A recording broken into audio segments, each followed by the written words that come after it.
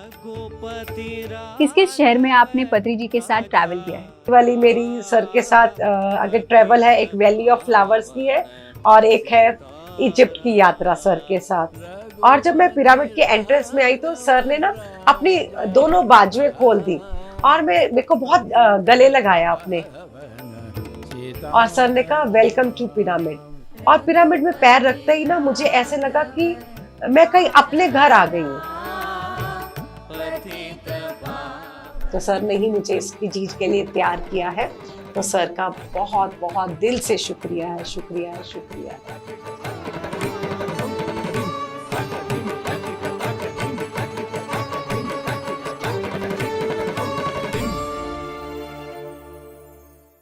नमस्कार, आप सभी का स्वागत है मेरी यात्रा पत्री जी के साथ में।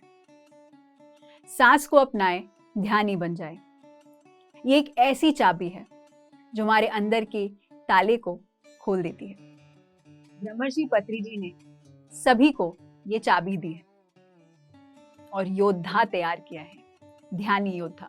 और हमारे बीच है एक ऐसी ही ध्यानी योद्धा, रचना गुप्ता जी, जो लुधियाना से हैं। रचना जी ने ना ही केवल ध्यान पंजाब की स्थापना की है, उन्होंने पूरे देश में और पूरे विश्व में ध्यान का प्रचार प्रसार किया है। और रचना जी जब ब्रह्मर्षि पत्री जी से मिली, उनकी पहली सोच थी कि तथास्तु। रचना जी ने फिर ब्रह्मर्षि पत्री जी के साथ जुड़कर हर एक शहर जाकर ध्यान का प्रचार प्रसार किया। तो आइए जानते हैं ब्रह्मर्षि पत्री जी के साथ रचना जी की यात्रा को। नमस्कार रचना जी। नमस्ते अमूल्या, और मुझे यहाँ पर बुलाने के लिए बहुत बहुत धन्यवाद। बहुत अच्छा लग रहा है आपको यहाँ देखकर, क्योंकि यात्रा आपकी बहुत लंबी है। 2005 से आप जुड़े हुए हैं, तो आपकी ध्यान की यात्रा शुरू कैसे हुई? हाँ, मैं 2005 में ध्यान में आने से पहले मैं बहुत फिजिकली डिस्टर्ब पर्सन थी। मेरे को अस्थमा के अटैक्स आते थे, मेरे को साइनस की प्रॉब्लम थी, स्किन एलर्जीज थी, डस्ट से एलर्जिक थी। तो मेरे को बहुत सारी दवाइयाँ खाती थी, सुबह से लेकर रात तक मैं बहुत मेडिसिन खाती थी। तो मेरी लाइफ में एक ऐसा दौर आया जब मैं दवाइयाँ खाकर तंग आ गई, और मैं एक ऐसी टेक्निक चाहती थी कि मैं बस ध्यान कुछ करूं कि जिससे मेरी दवाइयाँ छूट जाएं। दवाइयाँ खाने से डॉक्टर ने बोला था आपको पूरी लाइफ टाइम मेडिसिन खानी पड़ेंगी, और मैं चाहती थी कि मेरी दवाइयाँ छूट जाएं। तो मैं जैसे रात को कोई प्रेयर करता है ना, तो जैसे मैं भगवान को प्रेयर कर रही थी कि भगवान मेरी लाइफ में कोई ऐसा व्यक्ति भेज दो या कोई ऐसी टेक्निक भेज दो जिसके द्वारा मेरी दवाइयाँ छूट जाए, नहीं तो मुझे दुनिया से उठा लो, मुझे और नहीं जीना दवाइयों के साथ। तो जैसे आप मानेंगे, मैं इसको कहकर रोकर सोई, और सुबह मेरी एक फ्रेंड है, डॉक्टर पूजा जैन है, जो कि जलंधर में रहते हैं। उनका कॉल आया कि हैदराबाद से कुछ लोग आए हैं ध्यान सिखाने के लिए, तो आप आ जाओ ध्यान सीखने के लिए।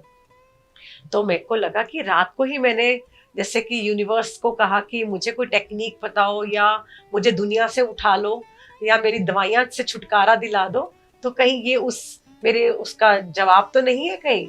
तो मैं जलंधर गई डॉक्टर पूजा जैन के घर, और वहां पर हैदराबाद से डॉक्टर एक सत्या आई हुई थी, एक पद्मजा आई हुई थी, और एक अंजने शर्मा सर आए हुए थे।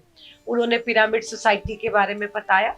तब पंजाब में कोई ज्यादा पिरामिड सोसाइटी के बारे में नहीं जानता था, और पर उन्होंने वहां पे एक सीडी लगाई हुई थी, आध्यात्मिक सच्चाई। और जब वो मैंने सीडी देखी तो मुझे लगा मुझे यही तो चाहिए था। उन्होंने दिखाया सीडी में कि ऊर्जा की कमी से हमारे शरीर में बीमारियां आ जाती हैं। जब हम ज्यादा सोचते हैं तो बहुत ज्यादा बोलते हैं, ऊर्जा की कमी आती है हमारे शरीर में। और जब जैसे जैसे हम अपनी सांसों के साथ जुड़ते जाते हैं, अपने आप के साथ जुड़ते हैं, बाहर से अंदर की ओर जाते हैं, तो हमें ऊर्जा की कमी ठीक होने लगती है और हमारी बीमारियां भी ठीक होने लगती हैं। तो जैसे एक लॉजिक माइंड शुरू हो जाता है, तो मैंने सोचा कि ठीक है, 40 दिन करके देखूंगी, अगर तो फर्क पड़ा तो इसको कंटिन्यू करूंगी, नहीं तो इसको छोड़ दूंगी। क्योंकि वहां पर जो सत्या मैम आए हुए थे, पद्मजा मैम आए हुए थे, उन्होंने कहा कि आप 40 दिन जरूर करें, क्योंकि कुछ भी लाभ लेने के लिए जब तक हम रेगुलर ध्यान नहीं करेंगे तो हमें उतना लाभ नहीं मिलेगा। तो मैं एक प्रण लेकर आई कि मैं 40 दिन ध्यान जरूर करूंगी, और मैंने पूरी शिद्दत के साथ किया भी। मैंने हर रोज 3 घंटे ध्यान करना शुरू किया, 1 घंटा सुबह, 1 घंटा दोपहर को और 1 घंटा रात को। और आप मानेंगे नहीं, पहले 10 दिन में जो मैं ऑट्रविन नेजल ड्रॉप यूज करती थी ना, वो बिल्कुल ही छूट गया। तो ये मेरे लिए बहुत बड़ी उपलब्धि थी, जो मैं 12-13 साल से एक नेजल ड्रॉप यूज कर रही हूँ, और वो 10 दिन में डस्टबिन में चला गया। तो ये मेरे लिए बहुत हैरानी की बात थी। और मैंने ध्यान शुरू किया था 30 जनवरी को, और 10 मार्च को मेरे 40 डेज होने थे। तो मैंने एक डायरी लगाई और उसमें लिखने लगी कि क्या क्या चेंजेस आ रहे हैं। उस दौरान वो फरवरी का महीना भी था, जो मेरा सबसे मुश्किल महीना होता था, क्योंकि मुझे अस्थमा अटैक्स जो है वो चेंज ऑफ सीजन में आते थे, इधर से सितंबर के महीने में और एक फरवरी के महीने में। तो मैंने देखा कि 10 मार्च तक आते आते मुझे इनहेलर की ज़रूरत नहीं पड़ी, कोई अस्थमा अटैक नहीं आया।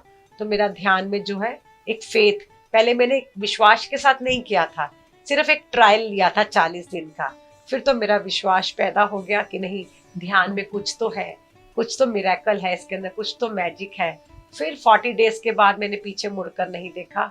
ये मेरा एक दिनचर्या, जैसे हम एक ब्रेकफास्ट लंच डिनर करते हैं ना, तो बस मेडिटेशन भी मेरी एक दिनचर्या बन गई। उसके बिना मेरे दिन की शुरुआत नहीं होती थी, और इसके बिना मेरे दिन का अंत नहीं होता था। ये मेरी ध्यान की यात्रा थी।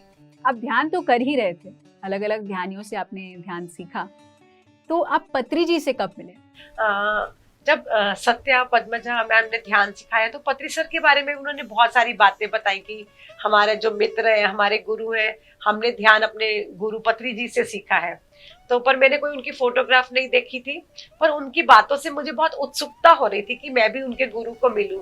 और ये आध्यात्मिक सच्चाई देखकर, सीडी देखकर, तो मैं ना बिल्कुल कि कितनी रियलिटी से ये सीडी बनी है, तो वो गुरु कितना ज्ञानी होगा, वो व्यक्ति के पास कितना अपने एक्सपीरियंसेस होंगे, जितनी इतनी अच्छी सुंदर वीडियो बनी हुई है। तो मेरे अंदर बहुत सारी उत्सुकता थी उनको मिलने के लिए। और उसी साल मई में पद्मजा का फोन आया कि आजकल सर ध्यान प्रचार के लिए पूना में आए हुए हैं, तो अगर आप मिलना चाहते हैं तो आप पूना में जाके मिल लीजिए। तो उन दिनों मेरी बेटी के समर वेकेशंस भी थे, छुट्टियां थी। तो मैं, मेरे हस्बैंड और मेरी बेटी जो है, हमने पूना जाने का प्रोग्राम बनाया, और हम पत्री सर को पूना में जाके मिले। तो जब आप पत्री जी से मिले, उन्होंने पहली बात क्या की आपसे? जब हम जिस होटल में पत्री सर रुके हुए थे, हम सर को मिलने होटल में गए, तो सर वहाँ बैठे हुए थे कुर्ता पहनकर, और बहुत ब्राइट कलर का कुर्ता, और दाढ़ी थी, लंबी सी दाढ़ी। और जबकि मेरे मन में गुरु का था कि या तो वो सफेद कपड़ों में मिलेंगे या ऑरेंज कपड़ों में मिलेंगे, और पर ये बिल्कुल डिफरेंट गुरु, इतने ब्राइट कलर के कुर्ते में, इतनी बड़ी दाढ़ी।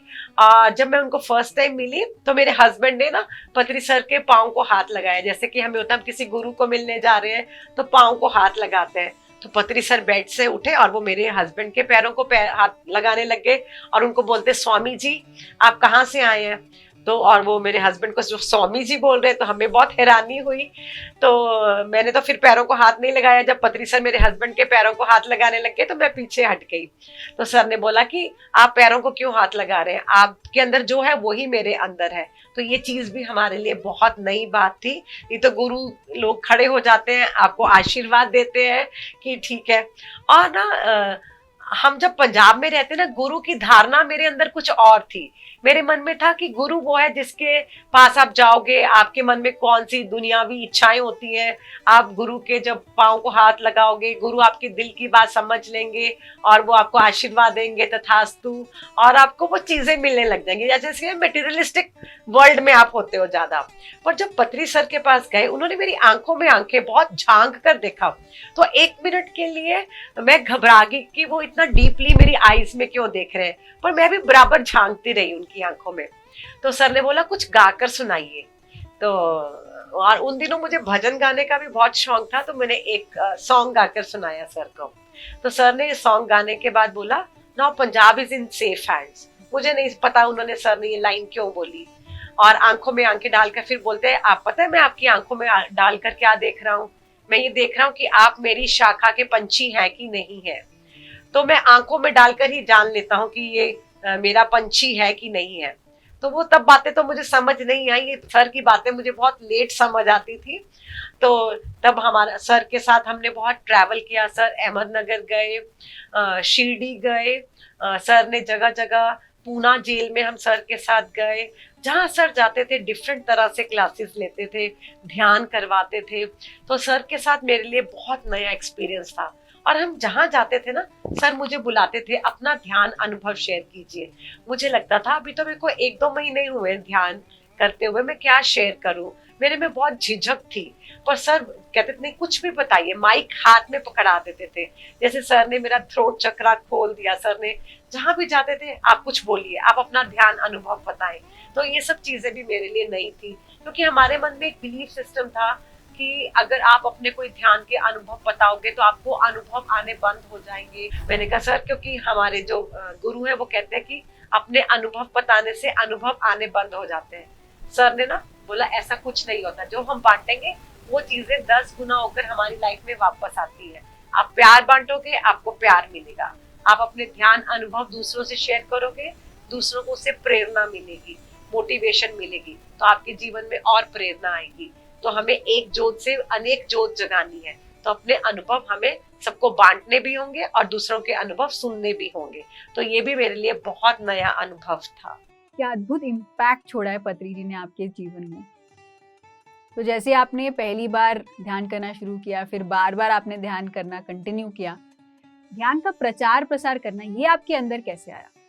जब मैंने ध्यान सीखा, मैं सिर्फ अपने लिए ध्यान करना चाहती थी, पर वो मास्टर्स मुझे बार बार कॉल करते थे कि आप पंजाब में क्लासेस अरेंज कीजिए, हम लोग आएंगे ध्यान सिखाने के लिए। और मैं उनको कॉल करके कहती थी नहीं, मैं खुद ध्यान करना चाहती हूँ, तो मैं क्लासेस अरेंज नहीं करना चाहती। तो उन्होंने बोला कि अगर एक दीपक जल रहा है, हम दरवाजा बंद कर देंगे, उसके प्रकाश को बाहर नहीं जाने देंगे, तो दूसरों को रोशनी कैसे मिलेगी, दूसरों को प्रकाश कैसे मिलेगा। तो आप ऐसे मत करिए, सिर्फ आपको अगर इतना लाभ हुआ है तो आप इस लाभ को दूसरों तक भी जाने दीजिए, हम इतने सेल्फिश नहीं हो सकते। तो मेरे को थोड़ी थोड़ी बात समझ आने लगी कि नहीं, हाँ, अगर मेरा अस्थमा ठीक हो सकता है, मेरी साइनस ठीक हो सकती है, मेरी एलर्जिक्स ठीक हो सकती है, तो मेरे जैसी कितनी रचनाएं बैठी होंगी ना, जो मरने के बारे में सोच रही होंगी, क्योंकि मैं भी एक टाइम पे मरने के बारे में सोच रही थी। तो मेरे अंदर एक बात घर कर गई कि अगर मुझे लाभ हुआ है तो ये लाभ दूसरों तक भी जाना चाहिए। तो इसमें मेरा क्या फर्क पड़ेगा, मुझे सिर्फ क्या करना है, अपनी फ्रेंड्स को बता दूंगी, अपनी किट्टी मेंबर्स को बता दूंगी। तो मुझे शुरुआत करनी चाहिए। तो मैंने शुरुआत की अपनी किट्टी मेंबर्स के साथ, जो महीने में एक दिन मेरी किट्टी होती थी। तो मैंने अपनी फ्रेंड्स को बोला कि आज हम तंबोला नहीं खेलेंगे, मैं आपको ध्यान सिखाऊंगी। पर पहले तो मुझे लगा ये सब मुझे आज पागल कहने वाली हैं कि हम यहाँ इंजॉय करने के लिए आते हैं और ये ध्यान बताने के लिए आ गई है। पर सबने उसको बहुत ही अच्छी तरह से लिया, क्योंकि कहीं ना कहीं ध्यान की ज़रूरत हर एक व्यक्ति को है। तो उन्होंने बोला प्लीज़ हमें भी ध्यान सिखाइए, हमें भी बहुत ज़रूरत है, मेरी लाइफ में बहुत टेंशन्स हैं। किसी ने बोला मेरी लाइफ में बहुत बीमारियाँ हैं, किसी ने बोला मैं बहुत स्ट्रेस से निकल रही हूँ। तो जब मैंने वहाँ पर 30 मिनट्स ध्यान कराया तो उन लोगों को इतना अच्छा लगा। तो उन्होंने क्या, हम आपके घर आ सकते हैं क्या ध्यान से और करने के लिए, हफ्ते में एक दिन हम आपके घर आ जाए करें। तो मैंने बोला ठीक है, आप थर्सडे के थर्सडे मेरे घर आ जाए करो। तो वो सारी लेडीज मेरे घर हर थर्सडे आने लग गई।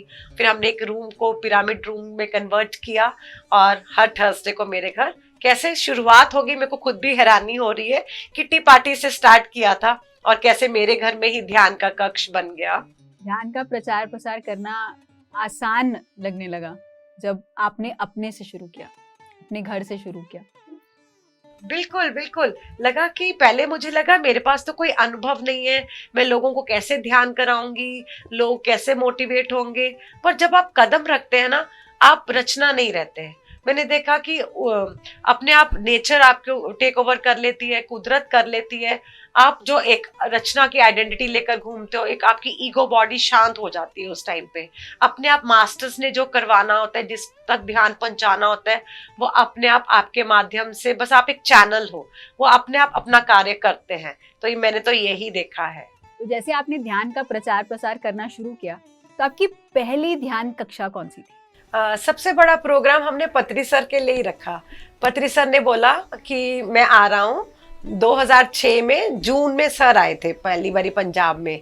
तो सर ने बोला कि मैं आ रहा हूँ। तो हमें था कि अब सर आ रहे हैं, सर के लिए हमें बहुत बड़ा प्रोग्राम करना है। तो हमने बहुत बड़ा ऑडिटोरियम बुक किया सर के लिए, लोगों को ध्यान के बारे में बताया, पैम्पलेट्स बनवाए, टीवी में एड्स दी, न्यूज़पेपर में एड्स थी कि हम जो जो कुछ कर सकते थे, क्योंकि हम बहुत एक्साइटेड थे कि पत्री सर फर्स्ट टाइम पंजाब आ रहे हैं। तो हमें था कि ज़्यादा से ज़्यादा हम सर के लिए सेशंस बुक करें। तो हमने कॉलेजेस में, ऑडिटोरियम में एक पब्लिक सेशन, और कईयों के घरों में भी रखा सर के लिए। तो जो ऑडिटोरियम था, हमने बहुत बड़ा ऑडिटोरियम बुक किया, अराउंड 500 लोग उसमें बैठ सकते थे।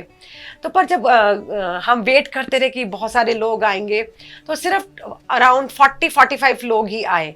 तो मैं बहुत डिसअपॉइंट थी कि सर क्या सोचेंगे, सिर्फ 45 लोग आए हैं। तो जब सेशन ख़त्म हो गया, सर ने 45 लोगों को भी इतना अच्छा अपनी फ्लूट बजाई, ध्यान सिखाया, उनके अनुभव सुने। और जब क्लास के बाद हम लोग घर गए तो सर ने बोला क्लास कैसी हो गई। तो मैंने कहा सर क्लास तो बहुत अच्छी हो गई, पर मुझे एक्सपेक्टेड था कि 200-300 लोग आएंगे, तो इसलिए मुझे थोड़ी डिसअपॉइंटमेंट हो रही है। सर ने बोला मुझे क्वालिटी चाहिए, क्वांटिटी नहीं चाहिए। मुझे सिर्फ पंजाब में 2 मास्टर्स चाहिए थे, रचना और राजकुमार गुप्ता। वो मुझे मिल गए हैं और मुझे औरों से कुछ भी नहीं लेना। तो मैंने कहा सर पर हम तो आपके लिए ही बुक कर रहे थे। तो सर ने बोला कि एक सोल प्लान है, मैं आपको कुछ सोल प्लान के बारे में बताऊं। जबकि मेरे को उस टाइम पे सोल प्लान वगैरह के बारे में कुछ भी नहीं पता था, मैंने ज़्यादा बुक्स भी नहीं पढ़ी थी। तो मैंने बोला हाँ सर आप ज़रूर बताएं। सर ने बोला धरती से आने से पहले हम ऊपर कमिटमेंट कर कर आते हैं। मैंने कहा था कि आप सबको मैं इकट्ठे करूंगा, अपने मास्टर्स को सबको इकट्ठे करूंगा। तो कोई आप पंजाब में बूंदे बनकर बरस गए, कई मेरी मास्टर्स जो हैं मुंबई में चले गए, कोई कोलकाता में चले गए, कोई अब्रॉड कनाडा में है, यूएसए में है, ऑस्ट्रेलिया में है, चेन्नई में है, आंध्रा में है, बैंगलोर में। मेरे सब मास्टर्स अलग अलग छोटी छोटी स्टेट्स में भी हैं। और मेरी सोल, जब तक मैं अपने सारे मास्टर्स को ढूंढ नहीं लूँगा, मैं इस धरती से जाने वाला नहीं है, जाने वाला बिल्कुल भी नहीं हूँ। मैं हर एक मास्टर के लिए घूमता हूँ। मैं सिर्फ पंजाब आपके लिए आया था और आप और राजकुमार सर मुझे मिल गए, बस मेरी खोज खत्म, आगे आपका काम शुरू। और जब तक मुझे अगली स्टेट में और मास्टर्स नहीं मिल जाएंगे, तब तक मैं बार बार उधर आता रहूँगा। और जब मेरे को वहाँ के मास्टर्स मिल जाएंगे, वहाँ के मास्टर्स आगे का काम करेंगे। तो ये हम सोल प्लान लेकर आए थे। आपने, मैंने, सब ने ऊपर बैठ के लिखा था कि हम सब धरती पर जाएंगे और मैं आप लोगों को ढूंढकर, अपनी बूंदों को ढूंढकर वापस से इकट्ठे हम हो जाएंगे। तो ये कंसेप्ट मेरे लिए बहुत नया था कि मास्टर ऐसे ढूंढते हैं अपनी आत्माओं को, कैसे हम लोग बिखर जाते हैं, हम कहाँ कहाँ पैदा होते हैं, कोई कहाँ पैदा हुआ, कोई कहाँ पैदा हुआ, और एक मास्टर निकलता है और अपनी सारी बूंदों को इकट्ठी कर लेता है। तो ये वाला कंसेप्ट मुझे फर्स्ट टाइम सर से समझ आया। तब उसके बाद कोई भी मेरे मन में एक्सपेक्टेशंस नहीं रही कि चाहे 10 लोग आए, चाहे 2 लोग आए, चाहे 1 आए। जो हमारी शाखा के पंछी होंगे वो अपने आप, जब सही समय आएगा, वो अपने आप हमारी शाखा पर आकर बैठ जाएंगे। पत्री सर ने जो समझाया, ये कंसेप्ट बिल्कुल मेरे अंदर तक बैठ गया। हर एक व्यक्ति का सोल प्लान होता है, ध्यान से ही हम उस सोल प्लान को जान पाते हैं। तो जैसे आपको पत्री जी ने एक साफ साफ बता दिया आपका सोल प्लान क्या था, और फिर आप इस सोल प्लान पर कैसे आगे बढ़े। सर ने बताया, पर तब उतना मेरा मेंटल लेवल नहीं था, विजडम लेवल भी इतना नहीं था। तो थोड़ी सी बात समझ आती थी, क्योंकि अभी हम नए नए ध्यान में आए थे ना। तो सर के साथ जब पूरा पंजाब घूमे, हफ्ता रहे सर, तो सर के साथ मैंने बहुत सारी चीज़ें सीखी।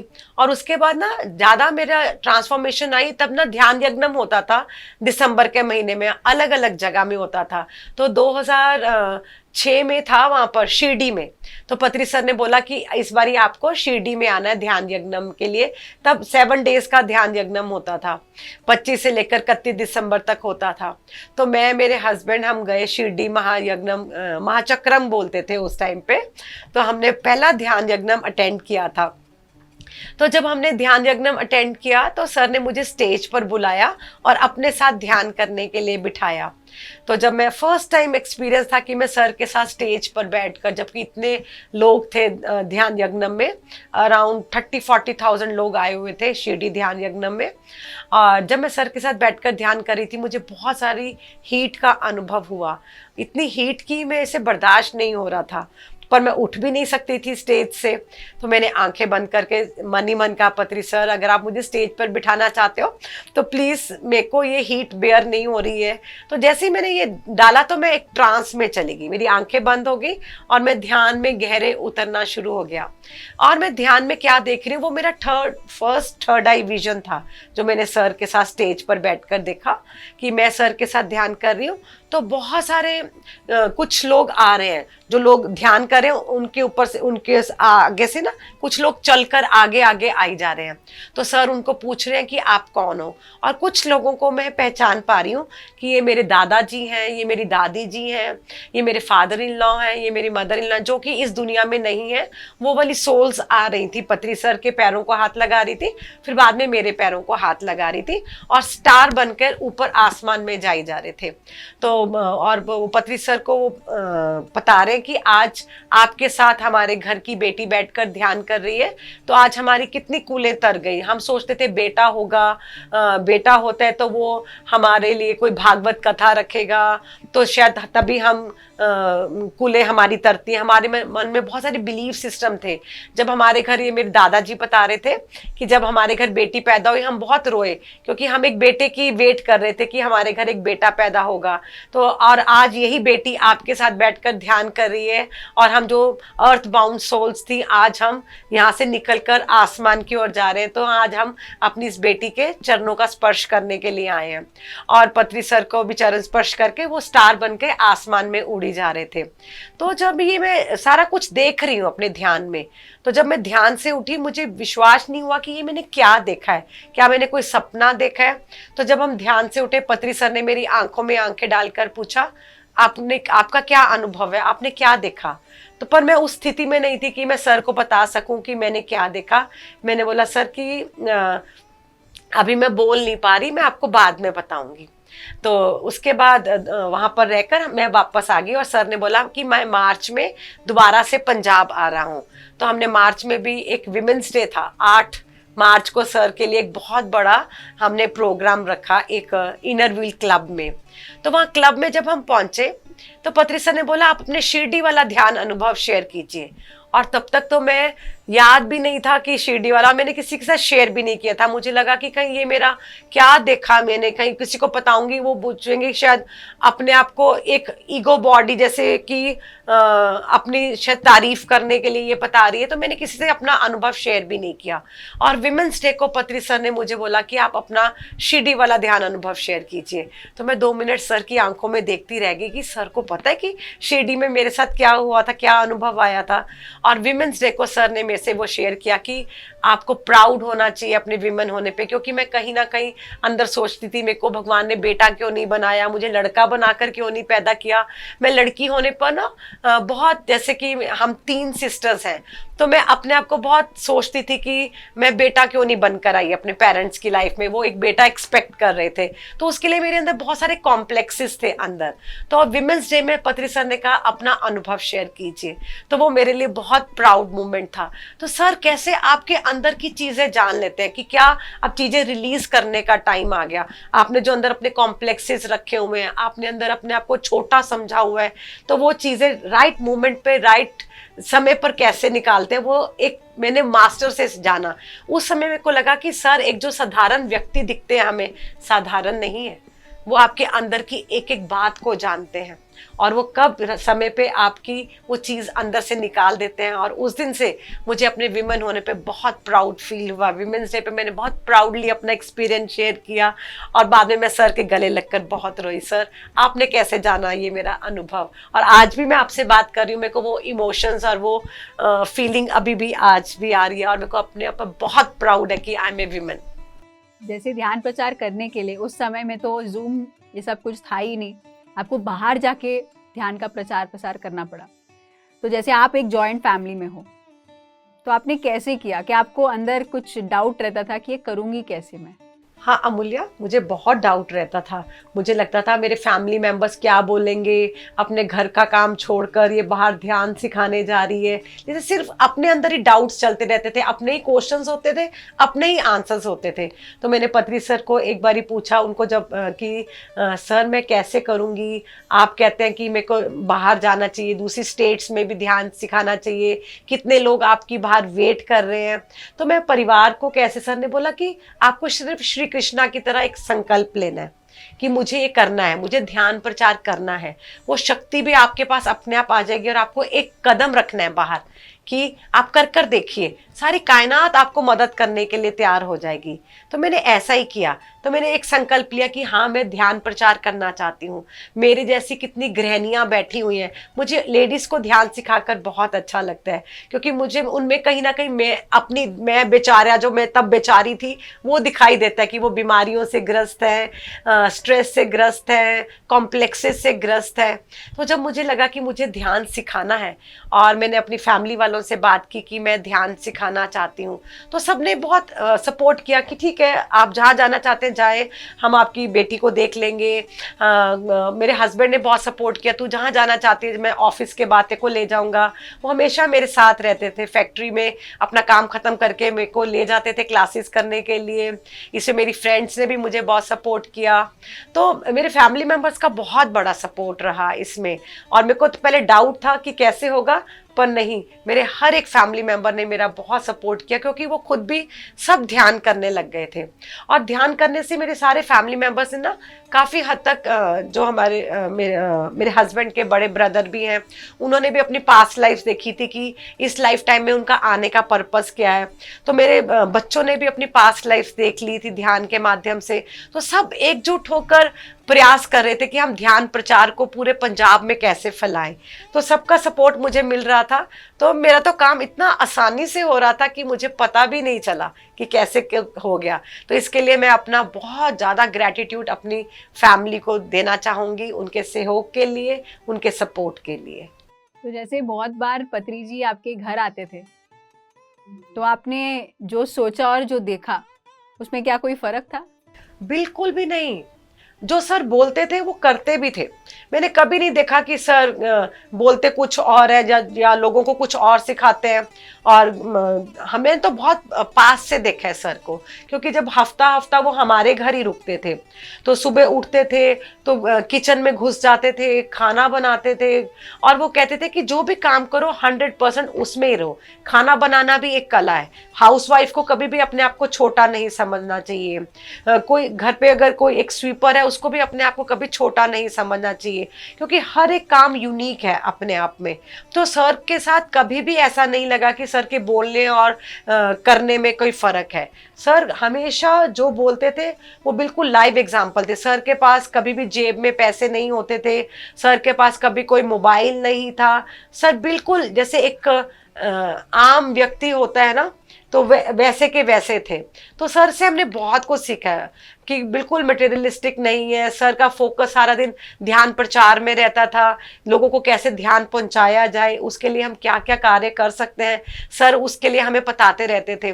और सर ने ही मुझे मोटिवेट किया कि आप पंजाब में रह के हिंदी क्यों बोलते हैं। मैंने कहा सर पता नहीं, मुझे तो पंजाबी इतनी अच्छी आती नहीं है, मेरे को हिंदी बोलना बहुत अच्छा लगता है। सर ने कहा क्योंकि आपको हिंदी की ध्यान भारत मैगजीन करनी है। तो मैंने बोला सर मैं तो सिंपल हाउसवाइफ हूँ, मैं कैसे मैगजीन का काम कैसे संभाल सकती हूँ। सर ने बोला नहीं, आपको सिर्फ एक संकल्प लेना है कि आपको ध्यान भारत करनी है। आप देखना अपने आप आपकी कलम चलने लग जाएगी, वैसे लोग आपको मिलने लग जाएंगे, वैसी किताबें आपके घर आने लग जाएंगी। और अमूल्या ऐसा ही हुआ। मैंने सिर्फ एक संकल्प किया, अगर सर चाहते हैं कि ध्यान भारत आए तो वह ज़रूर आएगी। और जैसे संकल्प किया, अपने आप मेरे पास एक टाइपराइटिंग वाला बच्चा आ गया, एक उसको एडिटिंग करने वाला व्यक्ति आ गया, सब तरह के लोग मुझे आ गए। और उनकी जो बच्चों की मदर थी वो स्कूल की लाइब्रेरियन थी, तो मुझे वो वहाँ से लाइब्रेरी से बुक्स लेकर ला देती थी कि आपको कौन सी बुक चाहिए, मैं आपको लाइब्रेरी से ला दूँगी। हम सिर्फ घर से एक सीडी बना के पब्लिशर को देकर आते थे, सारा काम घर से हो जाता था। क्योंकि सर ने डाउट निकाल दिया कि आप डाउट मत करो, आपके अंदर बहुत सारा हिडन पोटेंशियल छुपा हुआ है, वो ध्यान के माध्यम से बाहर निकलेगा। आप सिर्फ इंटेंशन डाला करो कि मुझे ये काम करना है, तो कुछ भी इम्पॉसिबल नहीं है। आप इसको आई एम पॉसिबल में कन्वर्ट कर सकते हो। तो सर ने मेरे अंदर की जो एक नई रचना, उसको कलम देकर उसको एक निखारा और बाहर निकाला, जिसके बारे में मुझे भी नहीं पता था मेरे अंदर एक ऐसी रचना छुपी हुई है। तो सर सब जानते थे, और सर के साथ मेरी यात्रा तो मैं कह सकती हूँ कि सर ने हमें तराशा है। एक ट्रू लीडरशिप क्वालिटीज़ क्या होती है, ये मैंने सर से सीखा। सर जब हम क्लासेस अरेंज करते थे तो सर हर चीज़ देखते थे कि आप कैसे किसी से फ़ोन पे बात कर रहे हो, कितनी रिस्पेक्ट दे रहे हो, और कैसे टीम को साथ लेकर चल रहे हो। कोई क्रेडिट आप खुद नहीं ले रहे हो, आपकी जो भी काम है एक टीम वर्क है। तो इस तरह की चीज़ें मैंने सर से बहुत सीखी हैं, लीडरशिप क्वालिटीज़, टीम वर्क को आगे लेके जाना, सबको प्यार से। और इसमें जॉइंट फैमिली का भी बहुत बड़ा हाथ है, क्योंकि फैमिली में आप सीख जाते हो कि कौन सा बच्चा थोड़ा सा ज़िद्दी है, उसको कैसे प्यार से मनाना होगा, कौन सा बच्चा बहुत अच्छा सोबर है, उसको कैसे आप आगे लेके चल सकते हो। तो ये जॉइंट फैमिली भी मेरे लिए एक स्कूल था, और सर ने मुझे पहले ही बोल दिया था कि ये जॉइंट फैमिली आपका पहला स्कूल है, इधर से आपका आगे पूरे PSSM को आप लेकर चलोगे एक परिवार की तरह, एक सूत्र में बांधकर। तो इसके लिए मेरी जॉइंट फैमिली जो है मेरा सबसे बड़ा स्कूल है। जैसे पत्री जी आपके घर आते रहते थे जब आप प्रचार करते थे, तो कोई भी क्लास, जैसे पत्री जी हमेशा आपके घर आते थे, तो ऐसी कोई बात जो आपके जहन में घर कर गई? हाँ जी अमूल्य, जब भी सर आते थे, वो जो हमें उस टाइम पे राइट चीज़ चाहिए होती थी ना, सर उसको कंसेप्ट के रूप में समझा देते थे। तो एक बारी जब सर क्लास लेकर आए तो सर ने बोला आज मैं आपको एक कंसेप्ट बताऊं, तो हम बहुत एक्साइटेड हो जाते थे। हाँ जी सर, बताइए बताइए बताइए। हम सर के सोफा के आसपास बैठ जाते थे सारे जिने। तो सर ने बोला कि आपके जो बच्चे हैं, ठीक है आप लोगों ने पैदा किए हैं, पर वो आपकी प्रॉपर्टी नहीं है, ये आपके द्वारा आए हैं, पर वो अपनी डेस्टिनी, अपना सोल प्लान, अपना सब कुछ लेकर आए हैं। और उन्होंने बोला कि आप खलील गिब्रान की किताब भी पढ़िए उसके ऊपर। और उन्होंने बोला कि बच्चों को ना हमें फोर्स नहीं करना चाहिए कुछ भी करने के लिए, हमें उनके जो भी वो करना चाहते हैं उनको करने देना चाहिए।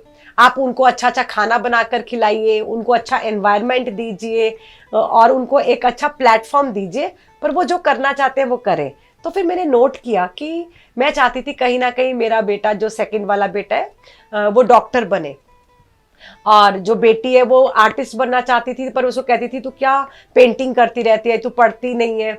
तो मुझे लगा ये सर मुझे समझाने के लिए कह रहे हैं। तो उसके बाद मैंने अपने बच्चों को थोड़ी स्पेस देनी शुरू की। और फिर एक दिन मेरा बेटा आया कि मम्मा मैं डॉक्टर नहीं बनना चाहता, मैं MBA करना चाहता हूँ, मैं ऑक्सफोर्ड यूनिवर्सिटी जाना चाहता हूँ। और फिर मैंने उसको बहुत पॉजिटिवली लिया। अगर मैं पहले वाली रचना होती तो मैं सोचती नहीं नहीं, अब हमने PMT के एग्जाम भी दिए हैं, हमने तेरे ऊपर इतने पैसे खर्च किए, एक जो एक पुरानी माँ थी। पर जब ध्यान में आने के बाद और सर का ये कंसेप्ट समझाने के बाद मुझे समझ में आया कि नहीं, एक बच्चा अपनी डेस्टिनी, अपना सोल प्लान के हिसाब से आया धरती पर। तो मैंने बोला ठीक है बेटा, तू जो करना चाहता है तू कर, हम हमेशा तेरे साथ हैं। और मैंने अपनी डॉटर को भी बोला तू क्या करना चाहती है, उसने बोला मैं आर्टिस्ट बनना चाहती हूँ, बड़े होकर मैं पेंटिंग करना चाहती हूँ। तो मैंने उसको बोला ठीक है तू जो करना चाहती है कर, आज के बाद मैं तेरे को बिल्कुल रोकूंगी नहीं। तो कहीं ना कहीं सर वो चीज़ें हमारे में देख लेते थे कि अब इसको इस समय पे क्या चीज़ की ज़रूरत है, तो वो उसको कंसेप्ट के रूप में समझा देते थे। तो ये चीज़ें मेरे को बाद में समझ आ जाती थी कि सर हमारे को ही बताने के लिए कंसेप्ट के रूप में समझा रहे हैं। तो वो कंसेप्ट के रूप में इजीली हमें डाइजेस्ट भी हो जाती थी और इजीली समझ भी आ जाती थी। तो सर का बताने का ढंग, उन चीज़ों को उस समय मौका देकर किस मौके पे आपको बतानी है वो चीज़, सर का ये चीज़ मुझे बहुत पसंद थी। किस किस शहर में आपने पत्री जी के साथ ट्रैवल किया है? हाँ जी, मैंने पत्री सर के साथ बहुत ट्रैवल किया है। पहले तो जब सर पंजाब आते थे तो पंजाब में, और सबसे पहले जब मैं पूना गई सर के साथ, शिरडी, अहमदनगर, वहाँ का एरिया पूरा मैं घूमी। और फिर सर के साथ मैं दुबई भी गई, रासल खेमा, दोहा, और फिर इजिप्ट की यात्रा गई सर के साथ, वैली ऑफ फ्लावर्स गई सर के साथ, बद्रीनाथ, और बहुत सारे साउथ में भी सर के साथ, बैंगलोर में, तिरुवन्नमलाई गई सर के साथ। सारे ध्यान यज्ञम भी लगाए मैंने, और ध्यान यज्ञम अटेंड किए तो उसके बाद सर के साथ घूमने चले जाते थे हम। वहीं से ध्यान यज्ञम खत्म होता था तो सर के साथ ट्रैवल करते थे। तो मैं हैदराबाद भी सर के साथ, तिरुपति बालाजी सर के साथ गई, श्री सेलम सर के साथ गई, और सबसे मेमोरी वाली मेरी सर के साथ अगर ट्रेवल है, एक वैली ऑफ फ्लावर्स की है और एक है इजिप्ट की यात्रा सर के साथ। तो जब हम इजिप्ट गए तो सर ना पिरामिड में जब हम ध्यान करवाने के लिए लेके गए तो सर ना पिरामिड के एंट्रेंस में खड़े हो गए, और जब मैं पिरामिड के एंट्रेंस में आई तो सर ने ना अपनी दोनों बाजुएं खोल दी और मेरे को बहुत गले लगाया अपने, और सर ने कहा वेलकम टू पिरामिड। और पिरामिड में पैर रखते ही ना मुझे ऐसे लगा कि मैं कहीं अपने घर आ गई हूँ, और मेरे पैरों के नीचे स्केट्स लगे होते हैं, और मैं इतनी तेजी से पिरामिड के अंदर चली गई, सबको पीछे छोड़ते हुए मैं अकेली पिरामिड के क्वींस चैम्बर में चली गई। फिर वहां से निकली, सीढ़ियां चढ़कर किंग्स चैम्बर में चली गई, और सर भी किंग्स चैम्बर में तब तक चले गए थे।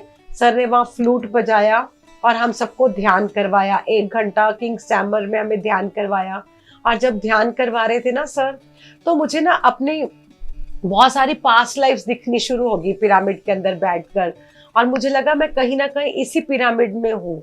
और मेरा इतनी तेज तेज रोना शुरू हो गया मेरा कि पूरे पिरामिड में मेरी रोने की आवाज आ रही थी। और उसके बाद सर ने रघुपति राघव राजा राम गाना गाना शुरू कर दिया, और जब सर ने वो गाना गाया फिर तो मुझसे बिल्कुल भी कंट्रोल नहीं हुआ। और फिर सर खड़े हुए और सर ने मुझे अपनी बाहों में ले लिया, इतना प्यार किया, और उन्होंने बोला कि welcome to Giza pyramids, this is your home. और जो कि पिरामिड मास्टर जब तक गीजा पिरामिड नहीं आता उसकी यात्रा कंप्लीट नहीं होती है। तो वो मेरा अनुभव जो गीजा पिरामिड का सर के साथ था, वो अभी भी मैं आपको बता रही हूँ तो मेरे पूरे गूज बम्स खड़े हो रहे हैं, और वो मेमोरी ऐसे लग रहा है मैं अभी भी गीजा पिरामिड में पत्री सर के साथ ध्यान कर रही हूँ उनकी फ्लूट पर। तो बहुत ही अच्छा अनुभव रहा मेरा गीजा पिरामिड में सर के साथ, और वैली ऑफ फ्लावर्स में भी बहुत अच्छा अनुभव रहा। जहाँ जहाँ सर के साथ जाते थे अलग अलग तरह से की मेमोरीज हैं मेरे पास सर को। और सर ना एक परफेक्ट होस्ट की तरह सबका ध्यान रखते थे, और हर किसी को लगता था कि मैं सर के लिए स्पेशल हूँ। सर इतना स्पेशल आपको फील करवाते थे। तो सर के साथ मेरे ट्रैवल्स बहुत अच्छे रहे, और मैं हमेशा वेट करती थी कि अब सर कहाँ लेकर जा रहे हैं ताकि मैं सर के साथ ट्रैवल कर सकूँ। तो मेरे ट्रैवल की मेमोरी जो है सर के साथ बहुत अच्छी है। पत्री जी को हर जगह पिरामिड्स ही पिरामिड्स चाहिए, तो जैसे पंजाब में भी वो पिरामिड चाहते होंगे, उसके लिए आपने क्या निर्णय लिया? सर जब भी पंजाब आते थे सर कहते थे अब ध्यान प्रचार हो गया, शाकाहार की रैली भी निकल गई, अब मुझे पिरामिड भी चाहिए। और मैं सर को बोलती थी सर मुझे भी लगता है कि पंजाब में अब पिरामिड चाहिए, कब आएगा पिरामिड, हम तो ध्यान भी कर रहे हैं पिरामिड के लिए। सर ने बोला नहीं, बहुत जल्दी पिरामिड आ जाएगा। और 2012 में हमें एक जगह ध्यान सत्र में लेने गई सेशन, वहाँ पे अनिल भारती भैया मुझे मिल गए और उन्होंने ध्यान सीखा, उन्हें ध्यान बहुत अच्छा लगा, और उनको मैंने पिरामिड का कंसेप्ट समझाया कि अगर हम यही ध्यान पिरामिड के अंदर बैठ के करेंगे तो 3 गुना अधिक शक्तिशाली हो जाएगा हमारा ध्यान। तो भैया के लिए पिरामिड की बात अनिल जी के लिए बहुत नई बात थी, तो उन्होंने कहा कि ये पिरामिड क्या होता है। तो मैंने बोला कि आप बैंगलोर क्यों नहीं चले जाते, एक बार पिरामिड देख कर आइए। तो उन्होंने कहा ठीक है, तो उन्होंने अपनी टिकट्स बुक कराई, विद इन अ वीक वो बैंगलोर चले गए और पिरामिड के अंदर बैठकर ध्यान कर आए। और आकर उन्होंने बोला कि मुझे तो बहुत अच्छे अनुभव हुए पिरामिड के अंदर, जब मैं बैठा ध्यान करने 6 घंटे नहीं मैं उठ पाया ध्यान के अंदर से, तो हम लुधियाना में क्यों नहीं ऐसा पिरामिड बनाते। तो जैसे मेरे को मन की मुराद मिल गई हो, मैंने कहा भैया हम बनाना तो चाहते हैं पर अभी हमारे पास कोई ऐसी लैंड नहीं दिख रही, हमें ऐसा कोई अभी व्यक्ति नहीं दिख रहा जो हमारी मदद कर सके। तो भैया ने बोला कि आप मंडे को मेरे पास आइए, मैं एक ट्रस्ट की मीटिंग बुलाऊंगा, हमारे ट्रस्ट के पास एक जगह खाली पड़ी है, तो पहले आप आइए, आप वो जगह देख लीजिए। तो जब हम मंडे भैया के पास गए, उन्होंने वो जगह दिखाई, जगह मुझे बहुत अच्छी लगी। तो उन्होंने ट्रस्ट के साथ मीटिंग की, उनको बताया कि कैसे ध्यान करने से रचना जी को फर्क महसूस हुआ है, उन्होंने अपना अस्थमा ठीक किया है, साइनस ठीक किया, और यही अगर हम पिरामिड के अंदर बैठकर ध्यान करेंगे तो कितनी जल्दी और हम ठीक हो जाएंगे। और उन्होंने अपना भी अनुभव बताया कि मैं बैंगलोर ध्यान करके आया तो मुझे 6 घंटे पता ही नहीं चला मैं कहाँ बैठा हुआ हूँ। और उस समय उनको पत्री सर भी मिले थे बैंगलोर में, वो पत्री सर से भी बहुत इम्प्रेस्ड हुए थे। फर्स्ट टाइम गए बैंगलोर और फर्स्ट टाइम में उनको पत्री सर मिले वहाँ पर। तो उनको पत्री सर का कंसेप्ट कि सर पहले कैसे सबको खाना सर्व कर रहे हैं और बाद में खा रहे हैं, और नॉर्मल व्यक्ति की तरह उनके साथ बैठकर खाना खा रहे हैं। तो उनको वो पत्री सर का बहुत अच्छा लगा कि वो एक साधारण व्यक्ति की तरह बिहेव करते हैं, बिल्कुल गुरु की तरह। कोई उनके में कोई घमंड नहीं है, कोई बिल्कुल डाउन टू द अर्थ है। तो उन्होंने कहा कि मुझे बहुत अच्छा लगेगा कि अगर हम भी यहाँ पे पिरामिड बनाएं और वहाँ के कोई मास्टर्स आके हमारी हेल्प कर सकते हैं क्या। तो जब मैंने वहाँ पर इंजीनियर प्रसाद सर को फ़ोन किया तो वहाँ से किशोर सर, इंजीनियर प्रसाद, सब जिन्हें सब पहुँचे और बहुत जल्दी भूमि पूजन हुआ। और जैसे विद इन 9 months, पूरे 9 महीने में स्वामी विवेकानंद पिरामिड के रूप में हमारे लुधियाना में 2014 में पिरामिड तैयार था। और उसकी इनॉग्रेशन करने पत्री सर स्वयं आए थे वहाँ से। सर बहुत एक्साइटेड थे कि हाँ लुधियाना में अब पिरामिड आ चुका है। और जब सर ने कदम ही रखा पिरामिड में, सर ने बोला कि बहुत हीलिंग पिरामिड है, इसके अंदर हीलिंग एनर्जीज बहुत ज़्यादा है। जहाँ पर इस पिरामिड में जो कोई भी बीमार व्यक्ति आएगा, कोई भी रोता हुआ आएगा, वो यहाँ से हंसता हुआ ही वापस जाएगा। सर ने ये वर्डिंग्स थे जब सर ने इनॉग्रेट किया था वो पिरामिड। और सर जब आए थे फर्स्ट टाइम तो बहुत सारे लोग पिरामिड में इकट्ठे हुए और पिरामिड एनर्जीज को सबने महसूस किया। और आज तक जो भी लोग आते हैं, कितने लोगों ने अपने आप को उसमें हील किया है। कई लोग गॉल ब्लैडर में, कईयों के वो था किडनी स्टोन्स थे और डॉक्टर्स ने बोला था कि गॉल ब्लैडर को रिमूव करना पड़ता है, उसका स्टोन निकलता नहीं है। पर यहाँ पर पिरामिड में कई लोगों ने 40 डेज ध्यान किया, पिरामिड पानी को पिया और उन्होंने बाद में एक्सरे कराया। और जैसे हम after and before and after करते हैं, उन्होंने पहले ध्यान करने से पहले वाला अपना एक्सरे दिखाया और 40 डेज पिरामिड के अंदर ध्यान करने वाला एक्सरे दिखाया। तो गॉल ब्लैडर में कोई भी स्टोन नहीं था। उनका नाम कमल बाबा जी है, जिन्होंने अपने गॉल ब्लैडर के स्टोन्स को हील किया था। और डॉक्टर भी बहुत हैरान थे, उन्होंने उनको बोला था कि आपका गॉल ब्लैडर रिमूव करना पड़ेगा। और वो बिल्कुल हेल एंड हार्टी हैं और रेगुलर ध्यान करते हैं। ऐसी कई लेडीज आई जिनकी यूट्रस में सिस्ट था और डॉक्टर ने बोला था कि आपकी यूट्रस रिमूव करनी पड़ेगी। तो हमने उनको बोला आप 40 दिन ध्यान कर कर देखिए, पिरामिड का पानी पीकर देख लीजिए, आपको बहुत आराम मिलेगा। और उन्होंने भी जब रेगुलर ध्यान किया पिरामिड में किंग्स चैम्बर में बैठकर, तो बाद में जब उन्होंने एक्सरे कराया तो उनके यूट्रस में सिस्ट नहीं था, वहाँ से सिस्ट बिल्कुल गायब हो चुका था। तो इस तरह से बहुत सारे मिरेकल्स हुए स्वामी विवेकानंद पिरामिड में। तो यहाँ पर फिर रेगुलर क्लासेस चलती रही। बच्चों की क्लासेस श्वेता जी लेते थे, फ्रेशर की क्लासेस लीना जी लेते हैं और रेगुलर ध्यान की क्लासेस मैं लेती हूँ। और बहुत सारे मास्टर्स हैं हमारे साथ जो हमारा सहयोग करते हैं, हमारी मदद करते हैं। इस तरह से हमारी टीम बनती गई, कारवान बड़ा होता गया। तो इस तरह से पिरामिड बहुत ही खूबसूरत पिरामिड है लुधियाना में, स्वामी विवेकानंद मेडिटेशन पिरामिड। बहुत अद्भुत रचना जी। इन सब यात्राओं में से एक यात्रा है 2018 की, जिसने आपकी जिंदगी को बदल दिया। तो उसके बारे में हमें थोड़ा बताइए। बिल्कुल, इसके बारे में मैं आप लोगों के साथ शेयर करना चाहूँगी। 2018 मई में हम लोग टर्की गए थे और सर बोस्निया गए हुए थे। और सर बोस्निया से आए और हम लोग यहाँ से टर्की के लिए दिल्ली से निकले। तो जहाँ पे हमारी ट्रांजिट फ्लाइट थी, वहाँ सर हमें मिले थे एयरपोर्ट पे। और सर मेरे हस्बैंड राजकुमार गुप्ता को दोनों जी ने बहुत अच्छी तरह से मिले और बहुत अलग से बैठकर बातें कर रहे थे, जैसे दो मास्टर्स आदान प्रदान कर रहे होते हैं बातों का, जैसे कुछ। तो बहुत अपनी ही दुनिया में मगन दोनों जी ने बातें कर रहे थे, क्योंकि हमारा 3 घंटे का वहाँ पे हॉल्ट था एयरपोर्ट पे। और उसके बाद 3 घंटे के बाद सर हैदराबाद के लिए निकल गए और हमने टर्की की फ्लाइट बोर्ड कर ली। और टर्की में 2-3 दिन मेरे हस्बैंड ठीक रहे और 4th डे उनको हार्ट अटैक आया वहाँ पर। तो इमीडिएटली एम्बुलेंस में उनको हॉस्पिटल लेके जाया गया। और जब हम हॉस्पिटल पहुँचे तो डॉक्टर ने बोला कि ऑक्सीजन ना मिलने के कारण थोड़ा हार्ट बीट लेट आई उनकी, जैसे ना बॉडी में हलचल थोड़ी लेट हुई है। तो अभी वो रेस्ट कर रहे हैं, तो थोड़ी देर में ठीक हो जाएंगे, जब हमें दिखाया गया अंदर जाकर। पर उस दिन से ही उनको होश नहीं आया। वो जैसे एक व्यक्ति कॉमा में लेटा होता है ना, इस तरह से हम उनको टच करते थे, हाथ की मूवमेंट्स थी, पैरों को टच करते थे तो पैर हिलाते थे, पर बात नहीं की उन्होंने कुछ भी हमारे साथ ना।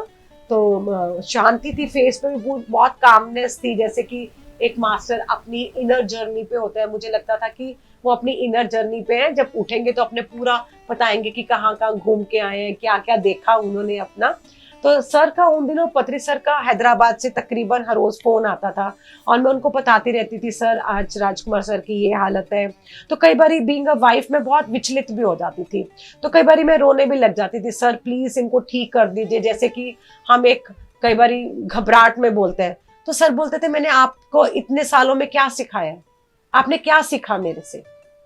तो अपने आप हर चीज को एक्सेप्ट करना सीखो, इस सिचुएशन को भी एक्सेप्ट करना सीखो, अपने आप को स्ट्रॉन्ग करो। आप सिर्फ एक साक्षी भाव से देखो कि क्या हो रहा है, आप देखो आपके आसपास क्या हो रहा है, साक्षी भाव से देखते जाओ और हर सिचुएशन को एक्सेप्ट करते जाओ। पर मुझे तब भी नहीं समझ आ रहा था कि सर मुझे क्या कहना चाहते हैं, कि मैं डेथ को एक्सेप्ट कर लूं, क्योंकि एक डेथ का एक डर होता है हर किसी को। और बीइंग अ वाइफ आप एक बहुत इनसिक्योर फील करते हो कि आपका एक पार्टनर जा रहे हैं, आपका एक फ्रेंड को आप खोने लगे हो, आप उस चीज को भी अपने आसपास भी आने नहीं देना चाहते कि नहीं ऐसे नहीं हो सकता। आप थॉट भी आती थी तो मैं उसको पीछे कर देती थी, नहीं नहीं ऐसा सोचना भी नहीं है। और जब मैं मेडिटेट करती थी वहां पर मेरे को मेडिटेशन के लिए बहुत टाइम मिलता था, तो मेडिटेशन में राजकुमार सर की सोल से कई बार मैं कनेक्ट हो जाती थी और वो भी मेरे को प्रिपेयर करते थे कि मैं सिर्फ तेरे को प्रिपेयर करने के लिए यहाँ पर लेटा हूँ। चला तो मैं पहले दिन ही चला गया था, पर तेरे को मेंटली प्रिपेयर करने के लिए मैंने वापस बॉडी में आया, ताकि तेरे को एकदम से सडन ये ना लगे कि क्या हुआ मेरे साथ। तो मैं ये तेरे को प्रिपेयर कर रहा हूँ, ये प्रिपरेशन टाइम है। तो मेरे को पत्री सर की बात भी समझ आने लगी। सर भी कह रहे हैं एक्सेप्ट करो, हर सिचुएशन को एक्सेप्ट करो, साक्षी भाव से देखो कि आपके साथ क्या हो रहा है। और मेडिटेशन में राजकुमार सर की सोल भी मेरे साथ कनेक्ट हो रही है कि मुझे अब जाने दो, जो तुमने लाइफ सपोर्ट सिस्टम लगाया है उससे कहीं ना कहीं मैं ट्रैप हो गया हूँ, मैं इसके कारण जा नहीं पा रहा। तो आप स्ट्रांग बनो और मुझे जाने दीजिए, मेरे को और एस्ट्रल वर्ल्ड्स में बहुत सारे काम है। तो आस्ते आस्ते मैंने अपने आप को प्रिपेयर किया और वो प्रिपेयर करने के लिए मुझे 16 दिन लग गए। तो 17 डेज हमने फिर डिसाइड किया कि अब हम इंडिया वापस जाएंगे। हमने वहाँ के टर्की वाले डॉक्टर्स से बात की कि आप एयर एम्बुलेंस का बंदोबस्त कीजिए, हम अपने पेशेंट को जो है इंडिया वापस लेके जाएंगे। तो जब एयर एम्बुलेंस का एयरपोर्ट पे चेंज कर रहे थे ना, तो वेंटिलेटर वगैरह जब उतारा, एयर एम्बुलेंस में ऑक्सीजन वगैरह लगाया, इमीडिएटली जैसे वेंटिलेटर उतारा तो हम क्या देख रहे हैं, एकदम तेज हवा मेरे आगे से निकल के गई और मैं उसी वक्त समझ गई कि ये राजकुमार सर निकल कर गए हैं, क्योंकि उनको कहीं ना कहीं वेंटिलेटर ने ट्रैप किया हुआ था। और सर भी मेरे को मेंटली प्रिपेयर कर रहे थे हर चीज के लिए, हर सिचुएशन के लिए। हर रोज सर का फोन आता था, जबकि सर की खुद की हेल्थ भी ठीक नहीं थी। बोस्निया से आके सर बहुत बीमार हुए थे 2018 में, पर मेरे को रेगुलर फोन करते रहते थे कि आप एक्सेप्ट कर रहे हैं सिचुएशन को, अब आप क्या कर रहे हैं, अब आप मेडिटेट कीजिए, ज्यादा से ज्यादा आप मेडिटेट कीजिए। डेथ तो होती ही नहीं, डेथ कुछ भी नहीं है, ये आप एक वहम वाली दुनिया में जी रहे हैं, ये इल्यूजन है। डेथ तो है ही नहीं है। फिजिकली चाहे हम नहीं होते हैं, पर आत्मा तो अमर है, अमर आत्मा को कहीं जाती थोड़ी है, वो तो हमेशा हमारे साथ रहती है। तो सर ने जो 16 डेज में मेरी प्रेपरेशन की, मेरे को डेथ का जो एक डर था, फोबिया था, और फिर मैंने हंसते हंसते डॉक्टर को कहा कि नहीं आप वेंटिलेटर से कोई बात नहीं, आप इनका वेंटिलेटर उतारिए, अब ऑक्सीजन में हम जब शिफ्ट करेंगे, एयर एम्बुलेंस में हम शिफ्ट करेंगे। क्योंकि वो करेज और वो सब कुछ मेरे को पत्री सर दे रहे थे कि आप एक एक्सेप्टेंस लेके आइए अपनी लाइफ में। डर तो डेथ तो कहीं पर भी नहीं है, तो आप किस चीज से डर रहे हैं, आपके अंदर क्या डर है, आपको मैंने अब तक क्या सिखाया है। तो जो 16 दिन थे वो मेरे लिए एक प्रेपरेशन डेज थे उसको फेस करने के लिए, और मैं उस चीज के लिए बहुत उभर कर निकल कर बाहर आई। मैंने उस चीज को, मेरे साथ मेरा बेटा ही थे वहां पर, टर्की पहुंच चुके थे, और उनको भी मैं दिलासा दे रही थी कि कुछ नहीं हुआ, कोई बात नहीं है, हमारे साथ ही है, वो हमेशा हमारे साथ एक सोल के रूप में। अब उनके पास ज्यादा पावर्स है, फिजिकल रूप में हम लिमिटेड होते हैं, पर एस्ट्रल रूप में हमारे पास बहुत सारी शक्तियां होती है, और वो हमेशा हमारे साथ ऊर्जा के रूप में है। और ये सब सारी शक्तियां जो मेरे को करेज, कॉन्फिडेंस मिला, ये सब मेरे को जो पत्री सर ने 16 दिन मेरे को फोन कर कर हमेशा मेरे को एक अंडरस्टैंडिंग लेवल, अपना विजडम लेवल देते रहते थे कि डेथ तो है ही नहीं है, आप आंखें बंद करो, आप राजकुमार सर को महसूस कर पाते हो। और ऐसा ही होता था। मैं जब उनसे जो भी मैसेज लेना आता था मेडिटेशन के रूप में, ड्रीम के रूप में, वो हमेशा मेरे साथ कनेक्ट रहते थे। और इसके लिए मैं पत्री सर का बहुत बहुत दिल से ग्रेटिट्यूड करना चाहूंगी कि उन्होंने मेरे अंदर जो एक डेथ को लेके एक फियर था, फोबिया था, वो कैसे 16 दिनों में कैसे निकाल दिया। और उसके लिए मैं अपने हस्बैंड का भी धन्यवाद करना चाहूँगी कि जो उन्होंने एक एक्सपीरियंस दिया मुझे इसके। तो जो टर्की की मेरी यात्रा थी, जो मेरे कह सकते हैं एक उसके आगे मेरा एक जो लाइफ आफ्टर डेथ सब्जेक्ट था, उसके प्रति मैं अट्रैक्ट हुई कि ये आत्माएं कहाँ जाती है, उनकी जर्नी के एक आत्मा की यात्रा क्या है। उसके बाद लाइफ आफ्टर डेथ मेरा एक सब्जेक्ट बन गया। मैंने इस पर बहुत सारी रिसर्च वर्क शुरू किया, बहुत सारी बुक्स पढ़नी शुरू की। तो उसके ऊपर पत्री सर ने भी कहा कि आप ये वाला ऑथर पढ़िए, आप ये पढ़िए, आप उनका उसका विजडम लीजिए। तो जो है डेथ के ऊपर जो है आप कह लीजिए डर भी निकल गया, और उसके बाद मेरा विजडम लेवल भी बढ़ गया कि एक मेरे को अपना पर्पस भी समझ आया कि अब मेरा नेक्स्ट पर्पस क्या है। और आप मानेंगे मेरा नेक्स्ट पर्पस क्या था? उसके बाद कोविड का टाइम आया, तो कई वाइफ्स ने अपने हस्बैंड खोए, और वो मेरे पास ऑटोमेटिकली मेरी तरफ आनी शुरू हुई कि आप इस टाइम से कैसे निकली बाहर, आप हमें बताइए, आप हमें गाइड कीजिए। तो मैंने कहा कि अब मेरा नेक्स्ट पर्पस ये है कि मेरे पास अब इतनी सारी लेडीज आ रही हैं जिन्होंने अपने हस्बैंड खोए हैं अभी। तो मेरा फिर अब पर्पस बन गया कि इनको इस समय क्या चाहिए, उनको कौन सा स्ट्रेंथ देना है, कौन से करेज, कैसे इस चीज से टैकल करने के लिए उनको कैसे एनर्जी देनी है। तो सर जैसे एक नया चैप्टर मेरे जीवन का खोल किया, उन्होंने बताया कि अब तेरा आगे सोल पर्पस क्या है, ये सोल प्लान क्या है, वो मुझे 2018 के बाद समझ आया। क्या बात, मृत्यु को ऐसे खुशी खुशी एक्सेप्ट करना बहुत आसान नहीं है। एक ध्यानी ही कर सकता है, एक पिरामिड मास्टर ही कर सकता है।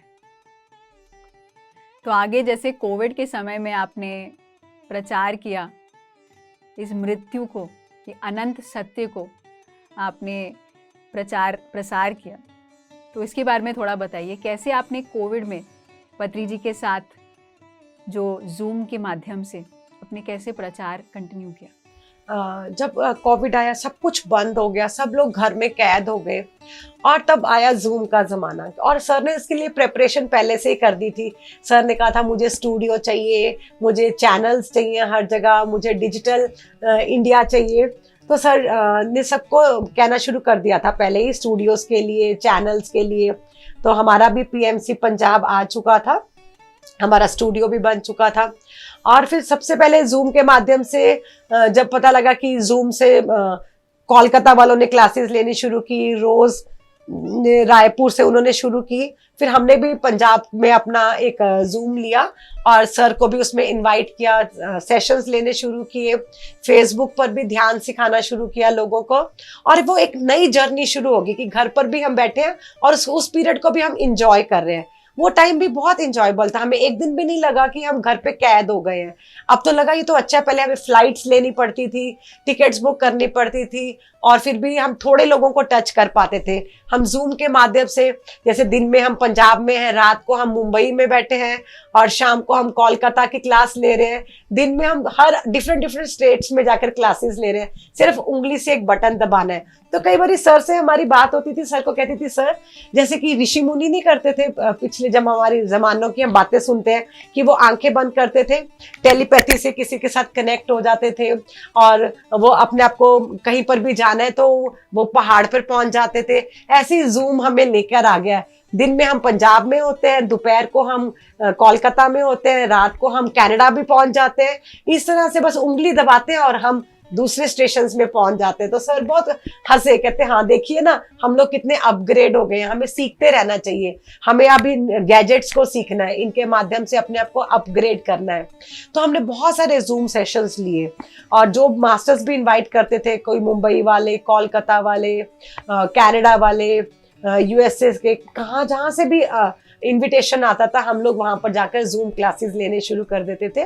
और वहां पर मैंने, क्योंकि उस टाइम पे काफी लोगों ने अपने लव्ड वंस को खोया था, तो डेथ के बारे में बताना बहुत जरूरी था उस टाइम पे। तो मेरी कोशिश होती थी कि मैं ज्यादा से ज्यादा लोगों को बताऊं कि डेथ कुछ भी नहीं है। मैं भी इस डर से निकली हूँ, मैं भी इस फोबिया से निकली हूँ, मैंने भी अपने हस्बैंड को खोया है, और फिजिकल लेवल पर खोया है, पर अगर हम ऊर्जा के माध्यम से सोचे तो वो हमेशा मेरे साथ है, एस्ट्रल लेवल पर मेरे साथ है, हमेशा आंखें बंद करें तो ध्यान के माध्यम से मेरे साथ हैं। तो इस दौरान जूम के जब सेशंस चल रहे थे तो काफ़ी लेडीज़ मेरे साथ कनेक्ट हुई जिन्होंने अभी अपने हस्बैंड खोए थे कोविड के थ्रू, या अपने कभी किसी ने अपना बेटा खोया, किसी ने अपने फादर खोया। तो कई लोग इस दौर से निकल रहे थे, डेथ को अभी एक्सेप्ट नहीं कर पा रहे थे। तो जूम के माध्यम से हम काफ़ी लोगों के साथ कनेक्ट हुए, लाइफ आफ्टर डेथ के बारे में बहुत सारे सेशंस लिए।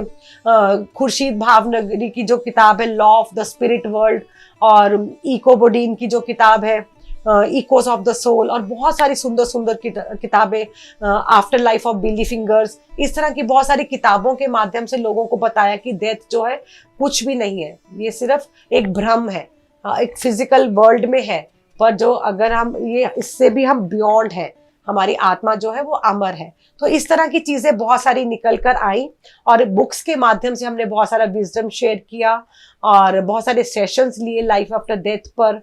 तो ये लोगों के लिए जूम के माध्यम से बहुत अच्छा रहा कि हम काफी लोगों के साथ कनेक्ट हो सके इस 2 सालों में। बहुत अद्भुत रचना जी। तो हाल ही में एक खबर आई कि ब्रह्मर्षि पितामह पत्री जी, जो हम सबके गुरु हैं, फ्रेंड हैं, मास्टर हैं, वो इस शरीर में नहीं रहे। जब आपको ये खबर आई तो एज अ मास्टर आपको कैसा महसूस हुआ? ये न्यूज आ गई कि सर अब फिजिकल बॉडी में नहीं है। 1 मिनट के लिए मेरे जीवन में बस नो थॉट स्टेट में चली गई। उस टाइम पे भी मैंने अपने आप को वॉच किया, कोई विचार नहीं आया, एकदम जैसे हम एक नो थॉट स्टेट में चली गई इमीडिएटली। जैसे एक मास्टर आपको एक नो थॉट स्टेट बताता है ना, तो सर की ये न्यूज सुनकर मैं एकदम नो थॉट, कोई थॉट नहीं आया, कुछ नहीं आया, और एक सन्नाटे में चली गई। जैसे मैं 5-10 मिनट लगे मुझे अपने आप में वापस आने में, और बहुत स्मूथली हम करताल में जब पिरामिड में पहुंच गए तो सर के जब मैं रूम में गई 1 मिनट के लिए तो लगा कि जैसे एक मास्टर, पर फिर याद आया कि डेथ तो है ही नहीं है। और जिस रूम में सर को लिटाया हुआ था, इतनी लाइट आ रही थी उस रूम में से, और लग रहा था कि मास्टर देखो एक जाते जाते भी अपनी कितनी एनर्जी देकर जा रहे हैं, एक रेडिएट कर रही है उनकी बॉडी, जो कितनी हमें एनर्जी दे रही है। उस टाइम पे भी उस रूम में इतनी शांति थी, एक पीस का अनुभव कर पा रही थी मैं, क्योंकि कोई ऐसा 2 मिनट के लिए भी रोना धोना या कोई अंदर से कुछ क्वेश्चंस भी नहीं निकले। ब्लैंक स्टेट में थी मैं, बिल्कुल ब्लैंक स्टेट में थी, और एक पीस और एनर्जी फील कर रही थी उस टाइम पे भी, क्योंकि मैं पूरी अवेयरनेस में थी, अपने आप को देख रही थी कि इस टाइम मेरे अंदर क्या चल रहा है। और इस टाइम पे भी मैं एक शांति का अनुभव कर रही थी, एक ऊर्जा का अनुभव कर रही थी। और फिर जब उस रूम से लाकर सर को बेड उसमें बॉक्स में लिटाया गया और सर को एक मेडिटेटिव फॉर्म में लिटा दिया गया, तो ऐसा लगा कि सर मेडिटेट कर रहे हैं, और सर की थोड़ी थोड़ी आंखें खुली हुई थी, तो ऐसा लगा जैसे सर आधी खुली आंखों से हम सबको देख रहे हैं। तो बहुत प्यार आ रहा था उस टाइम पे भी, सर पे बहुत प्यार आ रहा था। तो मैंने सर को बहुत सारी फ्लाइंग किसेस दी सर को, और उधर से भी मेरे को इतनी एनर्जी रेडिएशंस हो रही थी, और पीस और शांति का अनुभव हो रहा था, क्योंकि सर ने कहीं ना कहीं हम लोगों को प्रिपेयर कर दिया था। जैसे कि एक मास्टर को अगर जीवन सत्य है तो मृत्यु भी सत्य है ना। अगर हम धरती पर आए हैं, जीने के लिए आए हैं, तो एक दिन हमें जाना भी है, अर्थ प्लैनेट से जाना भी है। और मुझे लगा कि आज वहां पे एस्ट्रल प्लेन्स में सर का बर्थडे सेलिब्रेट किया जा रहा होगा, वहां सेलिब्रेशंस हो रही होंगी, और अर्थ में भी हम सेलिब्रेट कर रहे हैं कि एक मास्टर, एक ग्रेट मास्टर कैसे कॉन्शियसली उन्होंने अपनी बॉडी वकेट की, हम सबको कितना कुछ सिखा कर गए हैं कि अगर उन्होंने अपना पूरा जीवन कॉन्शियसली अवेयरनेस में जिया है, तो डेथ को भी पूरा कॉन्शियसली कैसे अपनी बॉडी को छोड़ना है, आखिरी सांस तक कैसे लेकर जाना है, कैसे सहस्त्रार तक सांसों को लेकर जाना है, वो सर से हमने पूरे सब मास्टर्स ने जो की है सीखा है, सर से सीखा है। तो इस टाइम पे भी मैं बहुत एक शांति का अनुभव कर रही थी और एक ऊर्जा का अनुभव कर रही थी, और 1 मिनट के लिए भी नहीं लगा कि सर कहीं गए हैं, 1 मिनट के लिए भी नहीं लगा। कई लोग वहां पर रो रहे थे, तो मुझे लगा कि नहीं, प्लीज चुप कर जाओ, सर कहीं नहीं गए हैं, सर तो हमेशा हमारे साथ है, वो एक ऊर्जा के रूप में हमारे साथ है, सांसों के रूप में। सर ने हमें एक ही लाइन बताई थी ना कि सांस ही आपका गुरु है, अगर हम उनको गुरु मानते हैं तो हमारे जो गुरु है हमारे सांसों के रूप में हमारे साथ है, अंदर जा रहा है और बाहर जा रहा है। तो जितना हम सांसों को अनुभव करेंगे तो वो हमारा गुरु का अनुभव अपने आप हो जाएगा। तो 1 मिनट के लिए भी वो खालीपन नहीं लगा, 1 मिनट के लिए भी नहीं लगा कि कोई हमें छोड़कर गया है, नहीं, ऐसा कोई भी अनुभव नहीं हुआ। लगा एक शांति का अनुभव हो रहा है और अधिक ऊर्जा का अनुभव हो रहा है, क्योंकि फिजिकल लेवल पर हम लिमिटेड होते हैं, एस्ट्रल लेवल पर हमारे पास वास्ट एनर्जीज होती हैं, वास्ट शक्तियां होती हैं। और सर ने कहीं ना कहीं लाइफ आफ्टर डेथ ही तो मेरा सब्जेक्ट बनाया है अब, तो सर ने ही मुझे इसकी चीज के लिए तैयार किया है। तो सर का बहुत बहुत दिल से शुक्रिया है, शुक्रिया है, शुक्रिया है। तो जो पत्री जी की ऊर्जा के साथ जुड़ना चाहते हैं, सबसे पहले तो आप खुद ध्यान जरूर कीजिएगा, और महसूस करना चाहते हैं, फिजिकली आप उनके प्रेजेंस में रहना चाहते हैं, तो आप महेश्वरा महापिरामिड में शक्ति स्थल बना हुआ है, तो आप वहाँ जाके ध्यान कर सकते हैं। तो रचना जी, आखिरी में ये पूछना चाहूँगी कि अब जैसे ब्रह्मर्षि पत्री जी अगर नहीं रहे इस शरीर में, अब PSSM की आगे की यात्रा कैसे रहेगी? देखिए, आगे की यात्रा और भी अच्छी रहेगी, सुगम रहेगी, सरल रहेगी। अब 2 साल कोविड आया तो हम लोग बाहर भी नहीं निकल सकते थे, पर सर ने PMC Punjab, PMC Hindi, sir ने क्यों पहले ही हमारे चैनल्स बना दिए थे, पहले ही स्टूडियोज क्यों बनवा दिए थे, डिजिटली हमें अपग्रेड क्यों कर दिया था, क्योंकि सर का विजन था कि 2 साल अपने घर रह के ये चैनल्स को चलाना है। तो अगर अब सर फिजिकल लेवल पर नहीं है, एस्ट्रल लेवल पर, तो सर के पास और भी ऊर्जाएं हैं, और भी शक्तियां हैं। तो अब तो और भी मिशन हमारा तेजी से जाएगा, बुलेट की रफ्तार से जाएगा, तेजी से आगे बढ़ेगा। इसमें एक कण मात्र भी मेरे को कोई संशय नहीं है। और पिरामिड मास्टर्स इसमें और तेजी से कार्य करेंगे, ध्यान प्रचार के लिए भी, प्रसार के लिए भी, और डिजिटली भी हम जितना काम करेंगे आगे लेके जाएंगे। और सर का कोई भी जो भी सपना है सर का, वो दिन क्या रात क्या कुछ भी होगा, पूरा होना ही होना है, और हो चुका है। तो इसमें कोई भी संशय कोई है ही नहीं। पत्री सर ने जो भी सपना देखा है, ध्यान जगत का, पिरामिड जगत का, शाकाहार जगत का, वह जल्दी से जल्दी पूरा हो रहा है। और हम सब ध्यानी मिलकर पत्री सर के जो सपने को, इस सपने को साकार करने में सब एकजुट होकर आगे बढ़ेंगे, एक दूसरे का हाथ पकड़कर। थैंक यू सो मच रचना जी, हमारे साथ जुड़ने के लिए, मेरी यात्रा पत्री जी के साथ में। Thank you Amulya for giving me this opportunity. मुझे बहुत अच्छा लगा, और ऐसे लग रहा है पत्री सर सामने बैठ के हंस रहे हैं, खुश हो रहे हैं। तो thank you for giving me opportunity. Thank you PMC Hindi, thank you. तो इसी के साथ हम इस एपिसोड को यहीं विराम देंगे, और हम फिर जुड़ेंगे अगले मास्टर के साथ, एक अद्भुत यात्रा के साथ, पत्री जी को और गहराई से जाने। तब तक के लिए नमस्कार।